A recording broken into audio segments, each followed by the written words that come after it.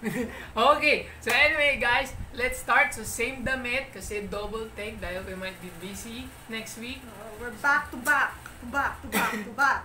Okay, so welcome to another episode of Barbell Geek.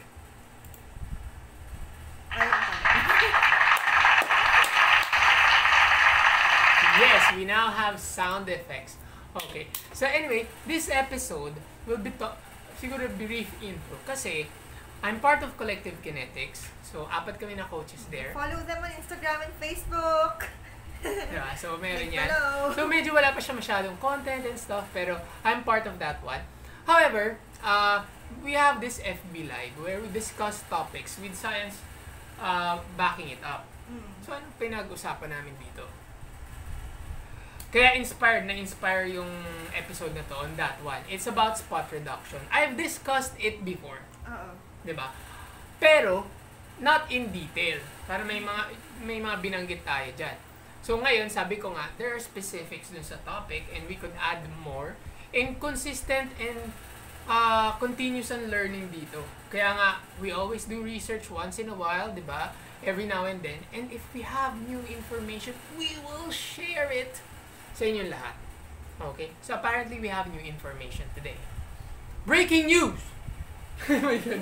Anyway, so ano ba pinag-usapan sa spot reduction? Then sa first, parang sinabi mo na there is spot reduction, but very minimal kasi. So, mag-workout ka na lang.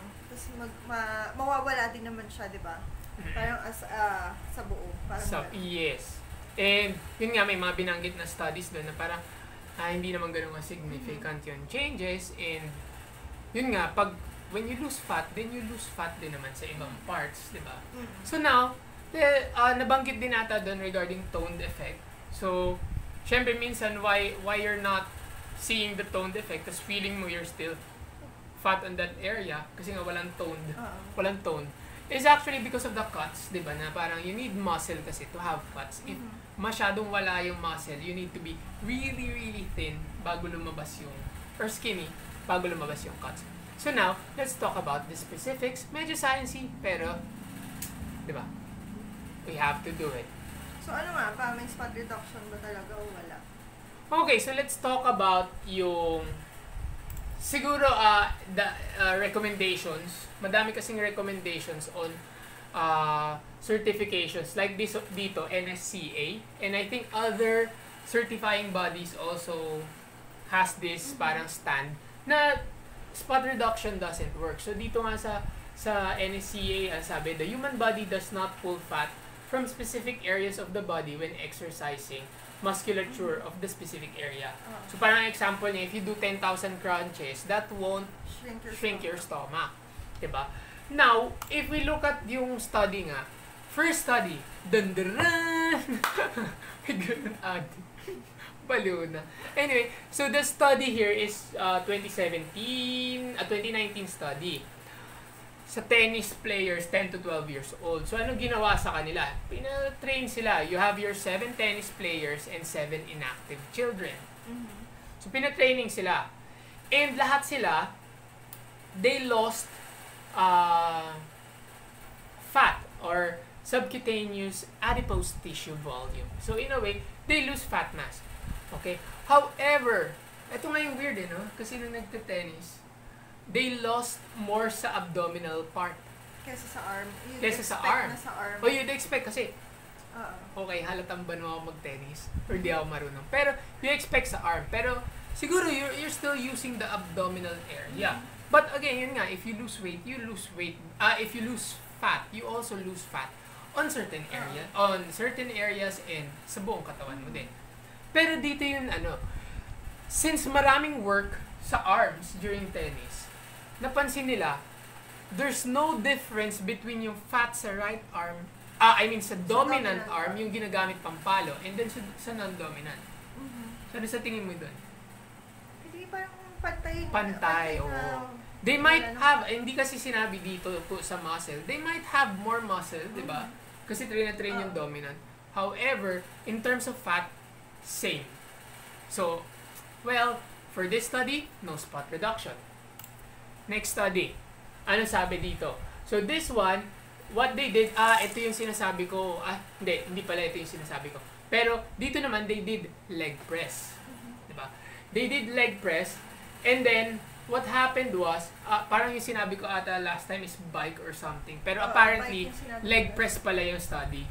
Okay, so, parang sa legs din pala ginawa. So, parang na-confuse lang ako. Pero it's a leg press, and pinagawa sa kanila medyo light, 10 to 30% of 1 RM. So, light lang yan. Diba? Do you think it's strength training? No. Oo, kasi masyadong magaan, diba? So, medyo siguro on the cardio side na din. Kasi ang daming reps din na pinapagawa. So, ano nangyari? They lost fat mass din. Ibig sabihin, pumayat din sila, they lost fat. However, ang sabi, in conclusion, the training program was effective in reducing fat mass. But the reduction was not achieved in the trained body segment. Ibig sabihin, yung legs, hindi siya naging significant. Kasi nga, yung reduction of yung fat mass in the upper extremities and trunk, mas malaki compared dun sa in-exercise. Which is, di ba, that's the point of spot reduction.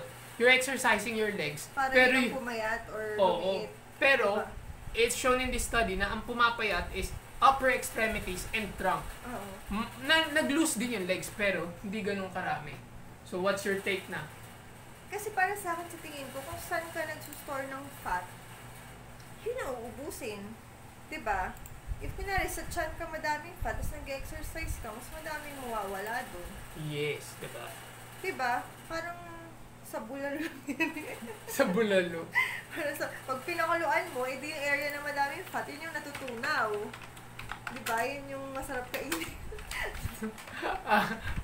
May ganun. Guys, hindi matutunaw yung fat. Sa bulalo kasi yung sinasabi ko. Para, eto, ang alamat ng bulalo. Dati may alamat tayo ng halo-halo, ngayon may alamat tayo ng bulalo. But, upon this is also a parang widely accepted concept within the fitness community. Kasi kamukha nun, the certification, the bodies that give certification nga, they say na there's no spot reduction, di ba? And there are a lot of studies din showing na walang spot reduction. And yung author nga din nung book namin atay na ginagamit also said na parang wala nga din. Kasi maraming study, I think it's a sit-up na study siya. So they did sit-ups pero yun nga, there's no spot reduction. However, okay, so for you guys out there na gusto ng spot reduction, listen now. Okay, may ganun. Ikaw naniniwala ka ba? Sa tingin mo? Na may spot reduction? Oo. Hindi. Parang feeling ko if you lose fat, overall yan, parang hindi sa isa. Is this based on experience? Kasi, parang uuwi. Parang unless nga you store a lot of fat sa chan mo, pero parang hindi siya mawawala if ang ita-target mo workout yung sa chan. Parang kamukha nga doon sa mga nabanggit namin studies, nag-leg press, sa chan na wala. Diba? Nag-tennis, sa chan din na wala. Ano ba ang workout ko? Ang workouts ko heavy on the legs. Pero, lumilit yung chan ko, nagpa-flatten. Diba? Yung mga taba-taba. Yes. Nababawasan. Hindi ko naman tina-target yung chan ko or yung arms ko eh. So, parang in a way, overall, nawawalan ka din lang ng taba. On specific areas sa katawan mo, may nawawalan taba. Pero hindi siya yung tina-target ko. So parang yun nga, yung sa studies pinakita nga, even sa legs mo, hindi naman yung legs mo lang nawawalan ng taba, nawawalan din yung buong katawan. Kaya overall, tingin diba? ko. So now, let's look at yung yung sinasabi ko, dun. Okay. So this is a study, 2017 study. Okay. So sinabi dito, ginawa dito is 16 physically inactive women. Okay, yun yung ginawa.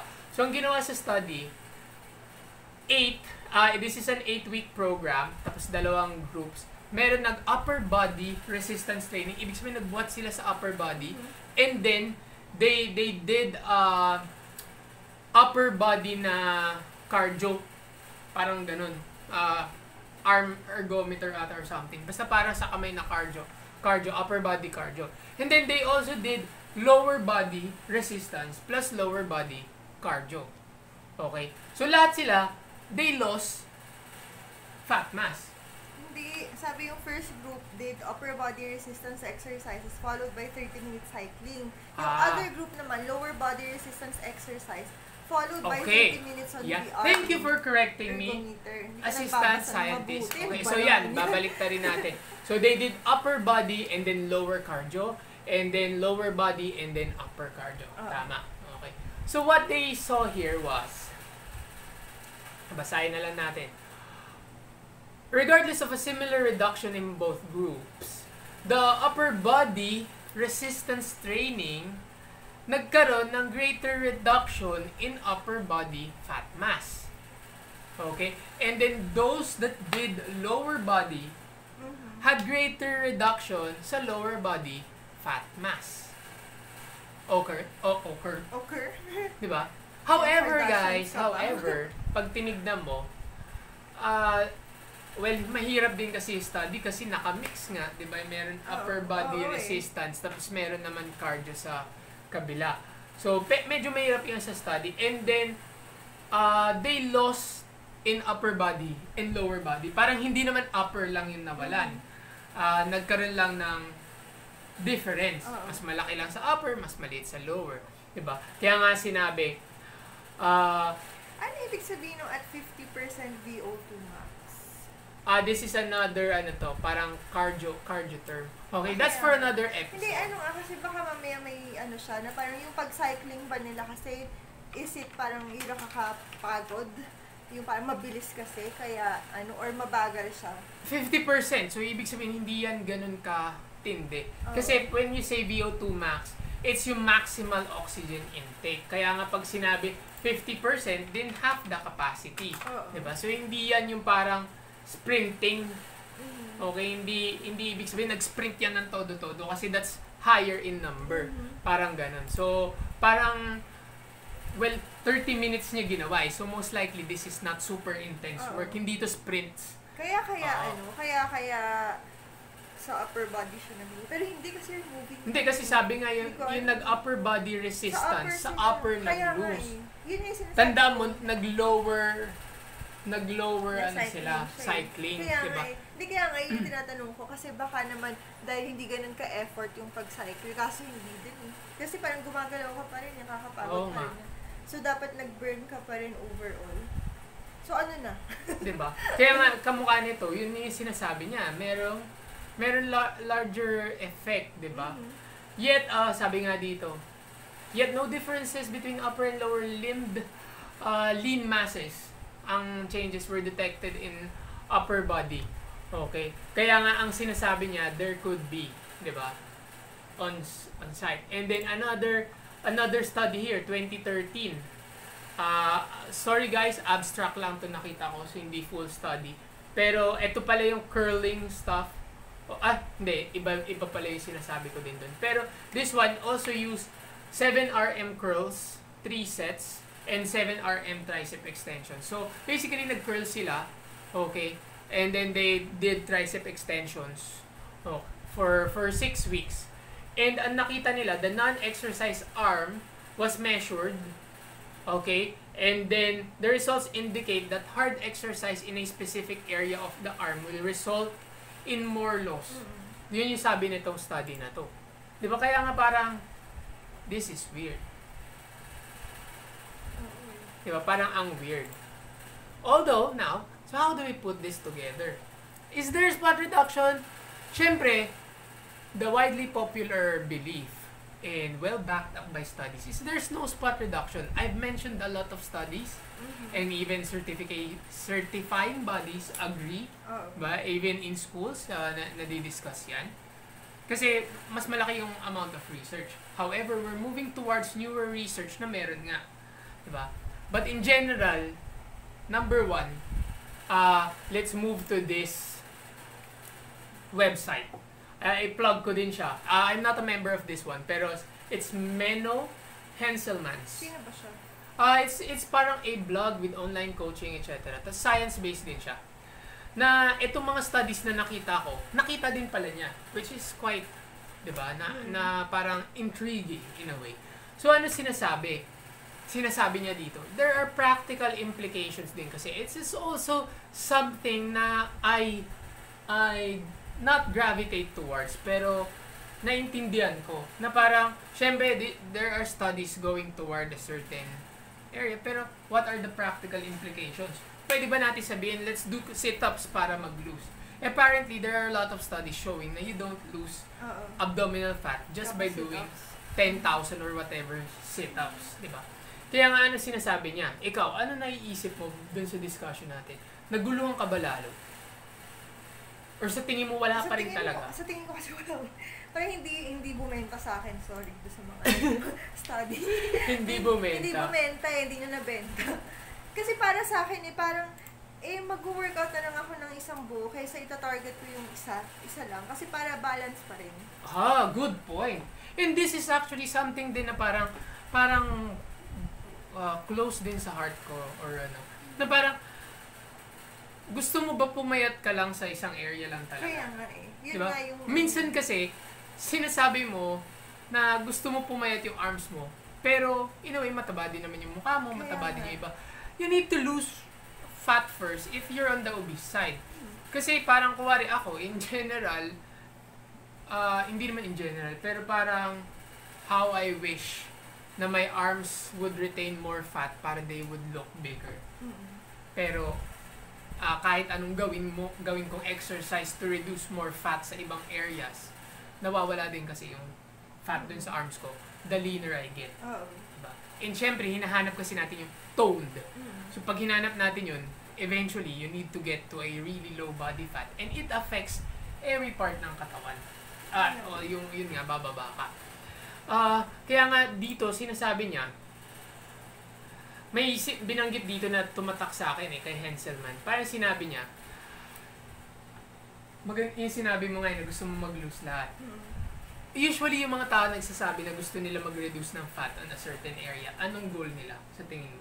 Pari sabi nila, malaki kasi arms ko, gusto ko mag-lose. Kasi sinasabi na gusto lumiit. Okay, so gusto lumiit in circumference, diba? Ngayon guys, most of the studies, in order for you to reduce fat, sabi nga nung isa upper body resistance training will lose more fat sa upper body. But upper body resistance training will also build muscle kasi that's resistance training. It depends on the weight. Ngayon, if you do your right weight, what happens is, sabi nga dito si Henselman, na parang sinasabi, it could be counterproductive. Kasi bakit? You're losing fat and then you're building muscle. So your arms hindi pumapayat kasi it's building more muscle. Sabi nga, so if you're a man, you want a slimmer midsection, heavy ab work might be counterproductive. Kasi bakit? You're thickening your abs while losing fat. So in a way, yung goal mo na numipis yung abs mo, nangyari, nagpantay lang. You get more muscular. However, you don't get yung goal na gusto mo, which is lumiit. Kasi it could be counterproductive. Sabi, this is from Menno Henselmans. Same din yan sa arms mo. You want na lumiit. Let's say yung babae. Usually yan, babaeng clients. So, story time! Actually, parang lahat ng babaeng clients mo, pag lumalapit, tapos pag tinanong mo, anong goal? Gusto ko lumiit yung braso. So or sasabihin. Gusto ko yung chan ko lang yung mawala. Okay, diba? So, if we follow the spot reduction rule, then we have to do resistance training. Kasi nga, nakita natin doon sa study, di ba? Na the resistance training, mas mataas daw na lose sa upper body resistance and upper body fat. Di lalaki yung arms mo. Ayaw mo nga lumaki yung arms mo dahil nga, sabi mo gusto mo lumiit. So, pag binabuhat ka namin, it could be counterproductive. Depends on how much. Diba? And another thing is, most of these people na nag-lose ng upper body or lower body, they actually lost fat din in other areas. Kaya nga, it's not totally yung gusto natin. Kasi minsan ganun yung sa babae kong clients, di ba? Yung you would hear na gusto ko maiwan lang yung puwet, gusto ko maiwan yung puwet. Tapos yung chan lang talaga yung papayat. Pero, they lost fat din on other areas, not just yung ano. And if we're going to relate it on the previous study saying there's no fat reduction, di ba? It seems na nawawalan ka nga din ng fat sa ibang areas. And you need to lose fat to be able to lose fat on one area din. And meron din talagang parang sabit na ibang areas pa. Kaya nga in terms of absolute, only, sabi nga ng title natin, just the belly fat. Just. Tandaan nyo, gumanon pa ako sa video. Then, it's not just. Kasi nga, meron pa rin sumasabit. May nadadamay. And, there's another study saying this one, na para, this one is 8 weeks sa adult women. And what they found out was, madaming nawawala in the center of the body, which is the abs, which is also another Kasi doon nag-store. Lalo kung babae nag-store. Binanggit yan ni Sidekick last time, tapos sabi pa niya, papalitan ko na siya. Kasi nga, if you have more fat doon, then it's more, parang in a way, pag nag-lose ka nga ng fat, mas napapansin mo. Kasi parang, lumit yung, ang laki-laki ng chat, lumit ng onte. Diba? Parang ganun. So, now, let's go. Let's go! Diba? That's the key point here. There could be, di ba?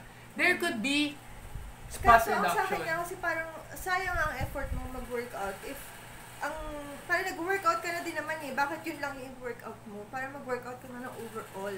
Para balance nga. At saka, diba? Yun nga yung sabi mo, parang, di ba usually sasabihin nila toned look?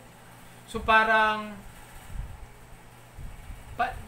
paano ka magmumukhang toned and sexy kung ang wino-workout mo lang is chan mo lang tapos mataba yung upper, diba? At saka again guys, nakita nyo nga na meron din fat loss on other areas, not just the, kaya nga just.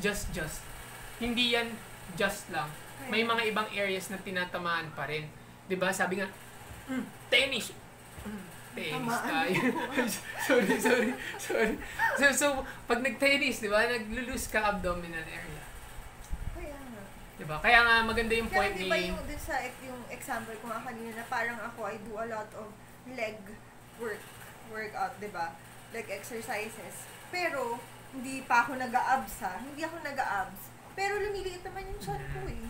And if we're going back again to the common and well-accepted, there's no spot reduction. Madami kasing studies nga na nagsushow. Yung mga bago nga kasing studies, they're just showing na meron, it could be a possibility. Pero right now kasi, siguro, this is just our opinion, diba? This is just our opinion. We don't have our own studies din naman kasi, okay, pero this is just our opinion, na parang kamukha ng opinion niya. What's your opinion? Exercise na lang lahat. Oo, kasi you also need those. Parang nag-effort ka na mag-workout eh. Oo. Bakit pipili ka pa kung anong gusto mo i-target? Target mo na lahat. And another thing is, kamukha nga nun, ako naman sinasabi ko, there could be implications din, di ba? Remember, upper resistance lang, no lower. It could create imbalances. Kung you're just really targeting a certain area na parang ganun, it could create imbalances. Ang sagway, kunwari, mahilig ka puro upper lang. Ay, gusto ko upper eh. Di naging Johnny Bravo ka kung lalaki ka. Gusto mo yun? Sama. And, yun nga, binanggit din to ni Menno Henselman, di ba? We have medyo similar points din kasi, na parang, they all lost fat. And then they lost a little bit more on an area. Pero, wala yung nangyari na, yung sinasabi nga natin, just the arms, yung parang, I didn't lose fat. Nangyari lang yung arms ko lang talaga lumiit, tapos lumipat siya sa chest. Diba? You need to lose fat. Tapos may interactions, diba? Ikaw, siya na nakapansin, si Sidekick na nakapansin, na may interactions, meaning, you lost fat here, pero you lost a little there. Diba? Parang ganun. Kaya ngayon, just lang, it's not really as just. Eh, siguro banggitin na natin yung difference dito. Pero, ang mga differences is 2.3 versus 11.5, mga ganon. So, and 8.5 versus 2.7. So, may mga ganon. And, based din sa mga nabasa ko, there are just, kamukha nun, di ba yung abs na nag-lose ng fat dito, inabanggit natin. There are just areas in our body na mas nag-lose siya compared sa iba. And nabanggit din ni Sidekick na based on yung genetics mo, there are people na malaki talaga yung fat deposit sa puwet or sa butt Or may iba naman na malaki yung arms. I've seen people na they're not super duper muscular sa arms, pero they have fat there, kaya ang laki tignan ng arms, which is a good thing for men, diba? And unfortunately, guys, Barbell Geek, not gifted on that part. Sa akin, di ba, ay parang tabain yung arms. Tapos, yung legs ko, hindi. Kaya nga, pag ako pumapayat, nag-chicken. Kaya nga, we try to build more muscles sa legs para hindi maubos yung legs pagka pumayat. Okay. So again, guys, that's the end of our episode. It's a bit sciencey, pero ang galing, no? Si Sidekick nakikibatuan on the science part. It's not as boring, diba? Diba? And these are additional knowledge in terms of spot reduction, diba? Kaya maganda yung mga points ni Menno Henselman, so you can search him, Menno Henselman. Ilagay na lang siguro Siguro ilalagay namin regarding yung link ng mga points niya. Those are good points din kasi, the counterproductive part. Okay, so anyway guys, I still have an FB Live to attend to. So, baka gusto nyo din manood. It's usually... Tapos hindi. Pero sige. Usually every Saturday, 8 o'clock. Okay, so kaya follow them on their FB page, Collective Kinetics, para ma-update kayo tuwing may Facebook Live silang discussion. Yes, so again guys, stay strong. Bago yun, siguro, we didn't go into detail too much kasi this would be too sciencey. There are other factors again, sinasabi namin. So, we might discuss it again later on regarding mga receptors and stuff and kung aling parts ang nag-lose. But, this is again additional knowledge for you guys. Okay? So, again, follow us on our Facebook page if you have any questions.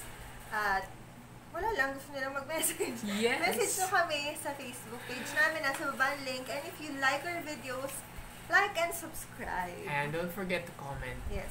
Okay. So anyway, guys, stay safe, stay strong, stay motivated. Barbell Geek signing out. I hope you learned a lot. Bye-bye, guys!